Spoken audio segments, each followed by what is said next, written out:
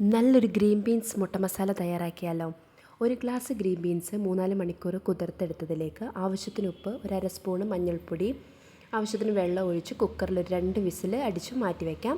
ഒരു ചട്ടി അടുപ്പത്ത് വെച്ച് എണ്ണ ഒഴിച്ച് കൊടുത്ത് 2-3 വെളുത്തുള്ളി ചെറുതായിട്ട് അരിഞ്ഞതും, ചെറിയൊരു കഷ്ണം ഇഞ്ചി കൊത്തി അരിഞ്ഞതും, ഒരു വലിയ സവാള പൊടിയായിട്ട് അരിഞ്ഞതും കൂടി ചേർത്ത് കൊടുത്ത് നന്നായിട്ട് മിക്സ് ചെയ്യാം.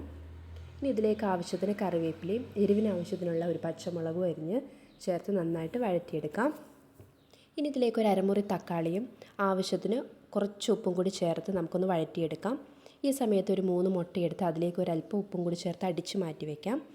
വഴന്ന് വന്ന ഉള്ളിയിലേക്ക് 1 സ്പൂണ് ഇറച്ചി മസാല അല്ലെങ്കിൽ ഗരം മസാല, 1 സ്പൂണ് കുരുമുളക് പൊടിയും ചേർത്ത് വഴറ്റി നമ്മൾ വേവിച്ച് വെച്ചിരിക്കുന്ന ഗ്രീൻ ബീൻസ് ഇട്ട് കൊടുത്ത് നന്നായിട്ട് മിക്സായി വന്നതിന് ശേഷം ഉടച്ച് വെച്ചിരിക്കുന്ന മുട്ടയും കൂടി ചേർത്ത് അവസാനം കുറച്ച് മല്ലിയിലയും കൂടി ചേർത്ത് നന്നായിട്ട് ചിക്കി മുരിച്ചെടുത്ത അടിപൊളി ഗ്രീൻ ബീൻസ് മുട്ട മസാല റെഡിയായി.